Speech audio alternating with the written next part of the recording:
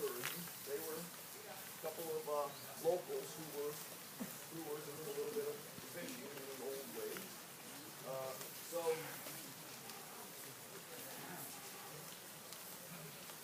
he saw Simon and his brother Andrew casting a net into the lake, and they were fishing. Come follow me, Yeshua said, and I will make you fishers of men. At once they left their nets and followed him. When he had gone a little farther, he saw James, the son of Zebedee, and his brother John in a boat, repairing their nets. So repairing their nets, they might be repairing their nets. Without delay, he called them, and they left their father Zebedee in the boat, and the hired men followed him. And so what are James and John doing? Probably had a drag net that's been used, and we're washing the net, we're checking for damage to the net. You can imagine that occasionally you're going to put a large stone in the bottom of the lake, might be a tear in the net. So there is you have to wash the nets after you've used them, you have to hang them up, allow them to dry, get them ready for the next night of fishing. They went on to Capernaum. And when the Sabbath came, Yeshua went into the synagogue and began to teach. We'll pick that up in Capernaum. But it's a real nice geographical flow. He's walking along the lake, encounters Peter and Andrew, encounters James and John, and he calls to them, they join him, and they continue on into Capernaum.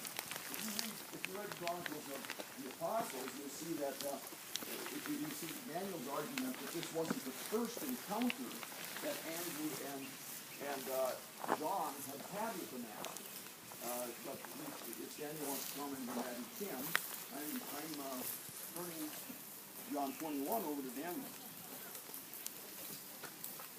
Yeah, I'll comment on that idea that we have an idea that our Master would come up to people and hypnotize them with his eyes.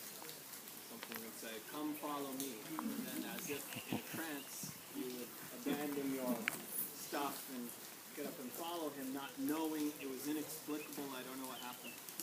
But that's not the case. In the stories, there's more to it. There's more background.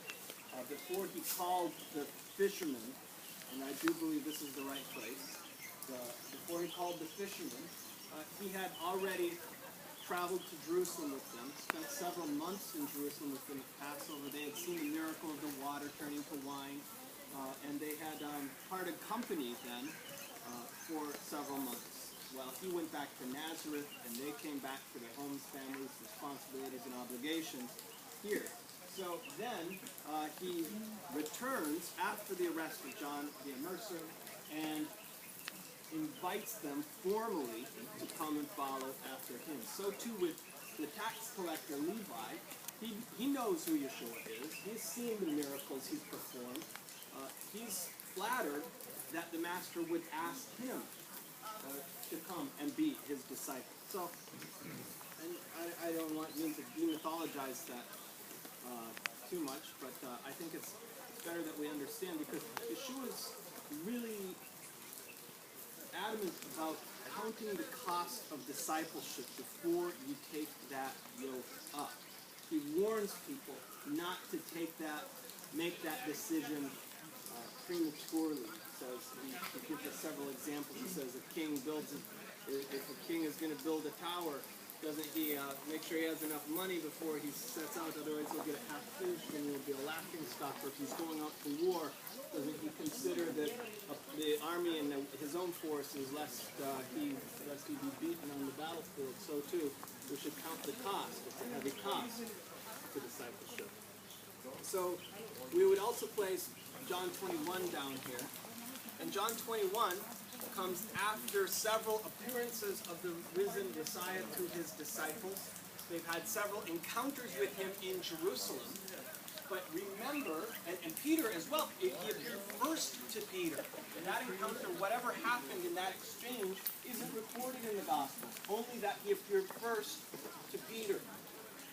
But since then, since these encounters up in Jerusalem, the disciples have returned here, and they've returned to the Galilee, because that's what the master told them to do. He said, tell them to go back to Galilee. I will meet them in the Galilee.